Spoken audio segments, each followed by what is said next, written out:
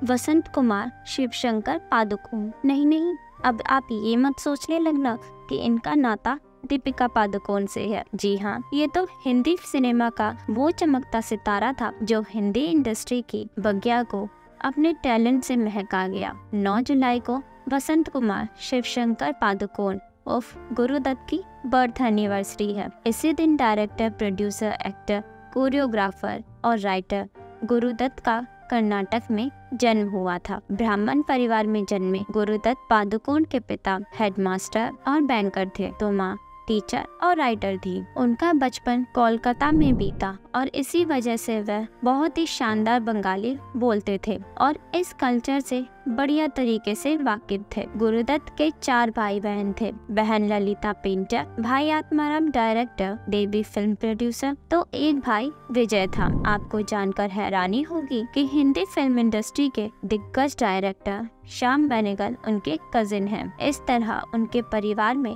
दिग्गजों की लिस्ट थोड़ी लंबी है। सिर्फ 39 की उम्र में गुरुदत्त हिंदी सिनेमा की रीढ़ बन गए। उन्होंने फिल्मों का लेखन, डायरेक्शन, अभिनय से लेकर कोरियोग्राफी तक किया, लेकिन छोटी सी उम्र में वह इस दुनिया को अलविदा कह गए। कहते हैं गुरुदत्त ने अपनी जिंदगी में जो चाहा वो हासिल किया, लेकिन निजी जिंदगी में कभी प्यार हासिल ना कर पाए। उन्हें 2 बार प्यार हुआ लेकिन मुकम्मल ना हो पाया। कहा तो ये भी जाता है कि इसी चलते उनकी जिंदगी तन्हा हो गई और उन्होंने मौत को गले लगा लिया। गुरुदत्त का पहला प्यार गीता दत्त थी। एक जमाने में वह बड़ी गायिका हुआ करती थी और हर फिल्म में उन्हें लेने के लिए डायरेक्टर्स लड़ा भिड़ा करते थे। गीता संग गुरुदत्त की पहली मुलाकात फिल्मबाजी के दौरान हुई। इस फिल्म में उन्होंने गाना गाया और साथ साथ गुरुदत्त संग प्यार में पड़ गई। 3 साल तक दोनों ने एक दूसरे को डेट किया और फिर इस प्यार को शादी में बदल दिया। साल 1953 में गुरुदत्त और गीता ने शादी कर ली और दोनों के 3 बच्चे हुए। शादी के कुछ समय बाद तक तो दोनों के बीच सब कुछ बढ़िया चला और दोनों अपने अपने करियर में भी बढ़िया काम कर रहे थे।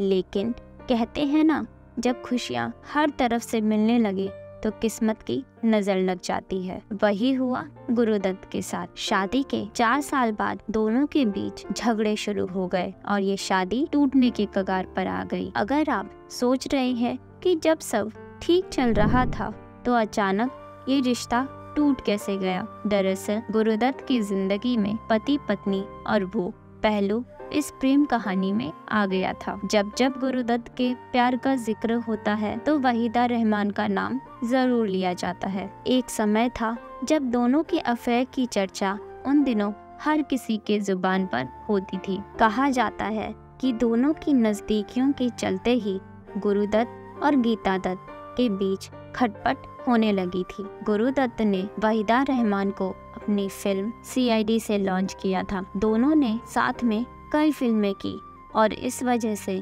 दोनों एक दूसरे के काफी करीब भी आ गए थे, लेकिन कभी एक ना हो सके। जहां एक तरफ गीता दत्त बच्चों संग घर छोड़कर चली गई, वहीं गुरुदत्त की जिद और बेहद पॉजिटिव होने के चलते वहीदा भी उनसे दूर हो गई। कहा जाता है कि गुरुदत्त अपनी निजी जिंदगी में काफी तन्हा हो गए थे। वे शराब की लत में डूब गए थे। गुरुदत्त की मौत बेहद रहस्यमय स्थिति में हुई थी। 10 अक्टूबर 1964 उनकी जिंदगी का आखिरी दिन था। 9 अक्टूबर की सुबह वह उठे, अपने बच्चों के साथ शॉपिंग पर गए और फिर घर लौटकर फिल्म बहारें फिर भी आएंगी पर काम करने लगे। लेखक अबरार अलवी संग वह इस प्रोजेक्ट पर काम कर रहे थे। उस दिन अपने यार अबरार को अचानक कहने लगे, यार अबरार, अगर तुम बुरा न मानो तो एक बात कहूँ, मैं अब रिटायरमेंट लेना चाहता हूँ। ऐसा लगा जैसे उन्हें अपनी मौत का पहले ही आभास हो गया था। इस बात को सुनकर अबरार साहब